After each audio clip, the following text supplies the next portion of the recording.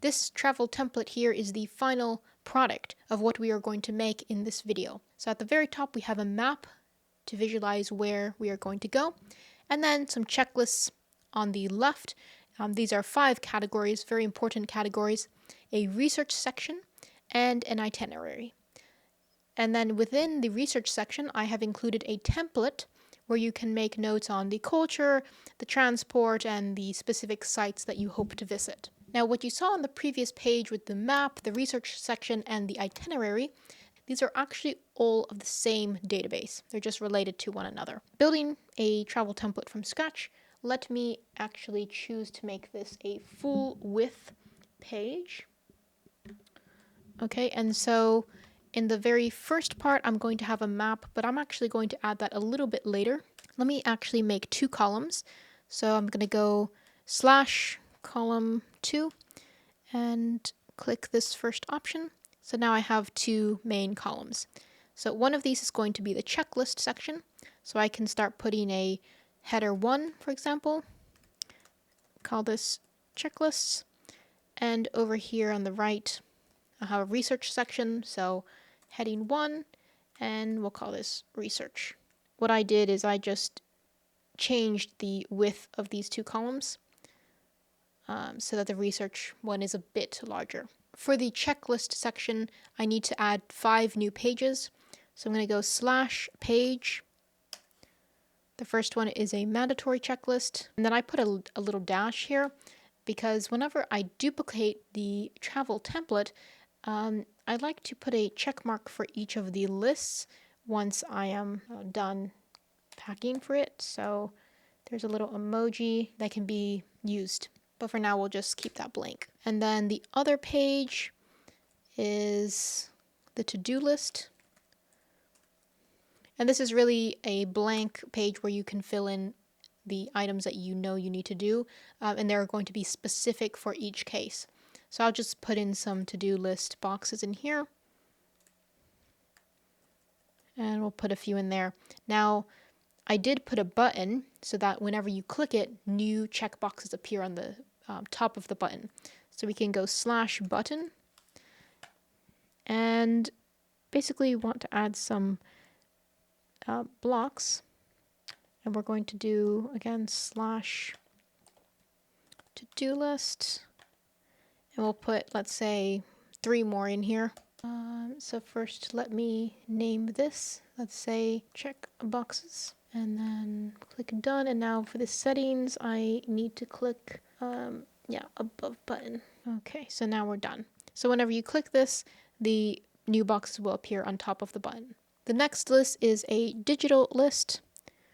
So let's type in a page. And this is for like apps and downloads and maybe payments that you need to make before you go on your trip. And then we have a closed checklist.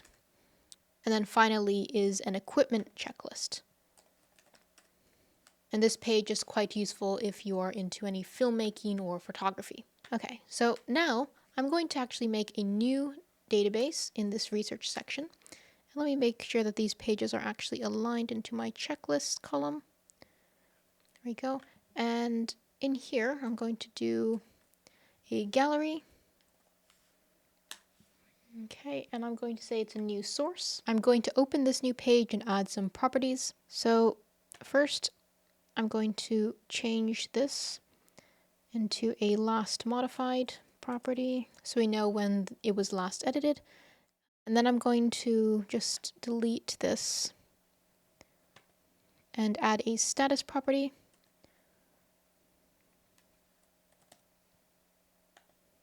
Okay, and this is fine, not started, in progress, and done.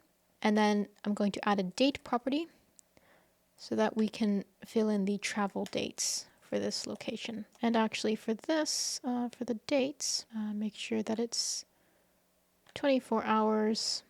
And I like to use the full date format as well. Okay, so the last modified can be hidden. And then one more property I need to add is the place so that we can track the locations and have a nice map.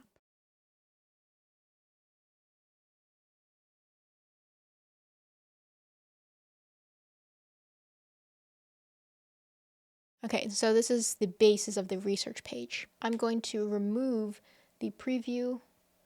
I'll just say that this card preview is none. And I don't really need the page icon, so I'll turn it off. For the property visibility, I'm going to go in here and add the status. And here is just going to be the location name. Great, so we have the gallery started, we have the checklist started, and now I'm going to add the timeline view below. So let me make a new line here so that it spans the whole width of the page. And I'll say this is going to be a timeline. Okay, let me rename the top one just so it's easier to find. I'll show the title. I'll just say Location Research 1. And then here in the itinerary or timeline view, I'm going to go into the Manage Sources and then link existing source. And this existing source is going to be the Location Research 1. And I actually need to switch this view. Let me see here. Yeah, I need to change it to a timeline. So here we have a timeline. Okay, excellent. So now this should be tied with the location, and I'll just put, perhaps we should use a real example. And the travel dates, we'll put add an end date and stay there for some time. Okay, so now it's in our timeline. Okay, and then this one should also appear in the timeline here. You can also move it down if you like the top to bottom view. All right, so now that we have added that, let me actually go to the top and add the map. And we're going to use an existing data source, so we'll say location research 1. Okay, so in order to map these locations, you're going to go in here, and then you just say map by place. Okay, and those appear. In the research section, I'm going to remove the title of the database so it looks a little bit cleaner. Okay, so now there is a map, and there is also the checklist, the research area, and the itinerary view. So I'm going to just copy and paste the checklist items that I had here set up. So in the mandatory area, we have a bunch of things in red. We also have some hygiene items. So mandatory should have all of these things. So you have critical items such as like passport and money, and then communication, a gift if you're staying at someone's house maybe, and then hygiene items, so like soap and shampoo and any dental products that you might use. Next we have the digital checklist, and that has information like subscriptions and transport apps, lodging apps like Airbnb or a hotel app that you might have, navigations like any maps or map downloads, any timetables or transport timetables, and then, did you buy all of the tickets, let's say for the flight, for the train, for the tram, for the metro. And next we have the closed checklist, and on the very top here I just made 2 columns for very general things that are applicable for all trips, just to decide whether the temperature is going to be cold or warm, and whether you're going to attend any professional events such as a course or a business conference and so on. And then I have general items, stuff for the cold, and then stuff that is more professional and formal. And then in the final checklist with the equipment, I have items for writing, for filmmaking, maybe you bring a computer, and then maybe there are some extra items. Now, when you're on this map, it might seem a little bit too high, like the height is too much, so you can actually adjust this in the height. So right now it's medium, and you can make it small. Okay, and then you can also delete this extra space. Now, one other thing that I'm going to add is the template in the research section. So I'll do new template, and I'll say location research template. In this template, I'm going to go ahead and paste a bunch of the items that I want to make sure I research. So things like languages, special regulations and laws for that territory, any odd transport notes or things I need to be aware of in the payment structure. Scrolling through this template, you'll see that there are some buttons, and actually these buttons do the same thing. All they do is add toggle bullets. So whenever I open it, I can toggle or title the toggle and then add a bullet point, and then when I press enter, it'll create a new bullet for me. So that's quite useful if there's any notes that you need to take. And the way to make this type of button is something I'll show you right now. So if you just do /button, their option will come up. You can name it as I did.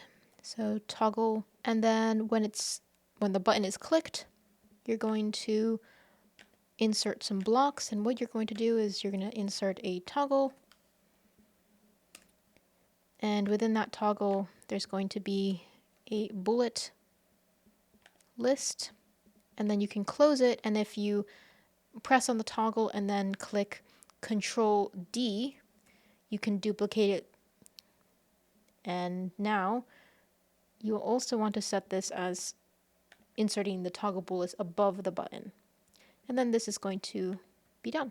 So now that we click it, you'll see that the toggles are inserted above the button. To improve this template a little bit more so that it's easier when you actually plan something, let's actually fix the sort.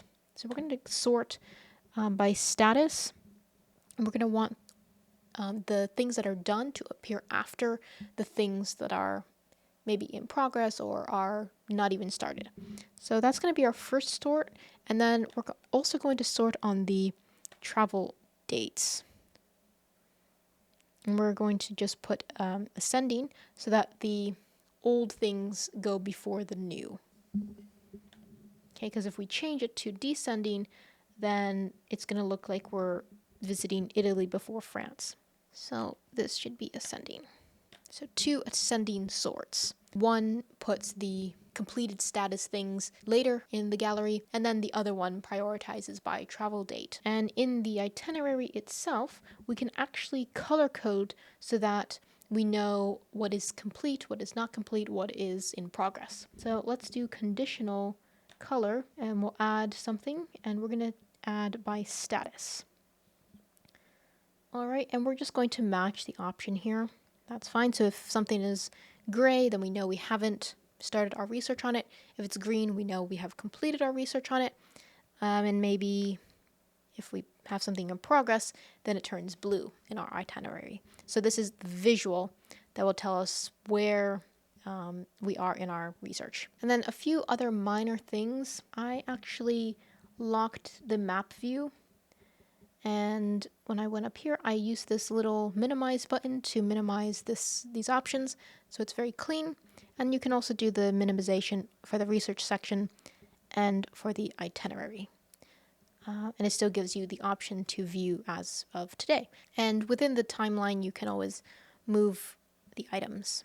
It's probably easier to move them here than in the research section. Now, what I actually did in the original is I named the database as itinerary. And so I actually showed the title in the very final database.